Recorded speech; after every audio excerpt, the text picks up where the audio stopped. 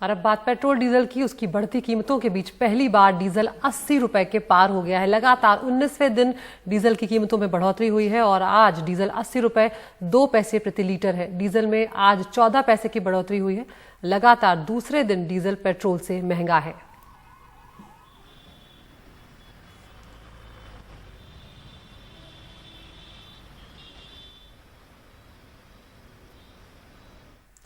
दिल्ली में डीजल के दाम के चलते दिल्ली के ट्रांसपोर्टर खासे परेशान हैं। ट्रांसपोर्टरों का कहना है कि लॉकडाउन के चलते पहले ही कारोबार ठप पड़ा था, अब डीजल के दाम बढ़ने के चलते वो बर्बादी के कगार पर हैं। दिल्ली के करीब 1.5 लाख ट्रक हैं, जिनमें 5 लाख लोग इस कारोबार से जुड़े हैं।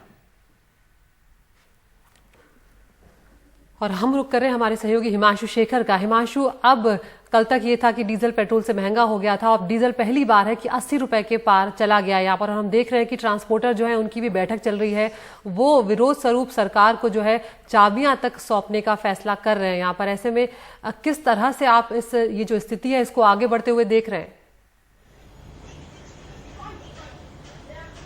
देखिए, जैसा हमने इस बारे में बहुत विस्तार से चर्चा की है, इसकी जो सबसे बड़ी वजह है वो टैक्स है जो भारत सरकार और राज्य सरकारें लगाती हैं डीजल पर। और आपको नहीं भूलना चाहिए कि मई के पहले हफ्ते में भारत सरकार ने भी ड्यूटी बढ़ाई थी और राज्य सरकारों ने, विशेषकर दिल्ली सरकार ने भी वैट को बढ़ाया था। भारत सरकार ने 13 रुपया प्रति लीटर डीजल पर एक्साइज ड्यूटी बढ़ाई थी 5 मई को, और उसी दिन दिल्ली सरकार ने जो वैट है वो 16.75% लगता था दिल्ली में डीजल पर, उसको बढ़ाकर 30% किया था।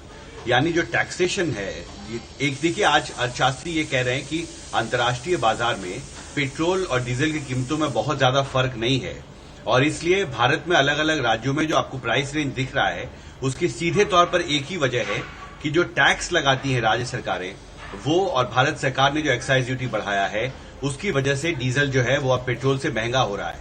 क्योंकि भारत सरकार ने भी डीजल पर पेट्रोल के मुकाबले ज्यादा एक्साइज ड्यूटी लगाई थी 5 मई को, 3 रुपए ज्यादा, और दिल्ली सरकार ने भी 16.75% से बढ़ाकर 30% कर दिया था वैट।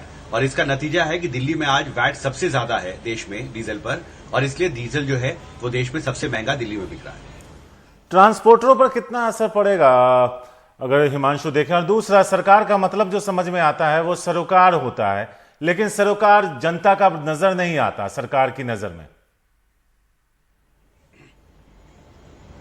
निश्चित तौर पर देखिए, सरकार ने जिस वक्त ये एक्साइज ड्यूटी बढ़ाई थी भारत सरकार ने और दिल्ली सरकार ने वैट ड्यूटी, उस वक्त सरकार की कमाई बहुत तेजी से घट रही थी। देश में लॉकडाउन था, अर्थव्यवस्था ठप पड़ चुकी थी, और ये कहा गया शास्त्रियों की तरफ से कि ये एक कोशिश है सरकारों की तरफ से नए सिरे से जो अपने संसाधन है उनको जुटाने का, क्योंकि जीएसटी कलेक्शन घट रहा था, बाकी जो कमाई है सरकार की घट रही थी। लेकिन अब जब अर्थव्यवस्था को धीरे धीरे खोला गया है, उद्योग धंधे शुरू हो रहे हैं, कारोबार शुरू हो रहा है, सरकार की राजस्व कमाई में भी सुधार हुआ है, और मुझे लगता है उसी अनुपात में अब भारत सरकार को भी और दिल्ली सरकार को भी नए सिरे से सोचना होगा कि 5 मई का जो फैसला था ड्यूटी बढ़ाने का, क्या उसमें एक बार फिर से दोबारा विचार करने की जरूरत है। क्योंकि जब तक सरकारें टैक्स नहीं घटाएंगी, भारत सरकार एक्साइज ड्यूटी और दिल्ली सरकार वैट, तब तक डीजल महंगा होता रहेगा शारिक।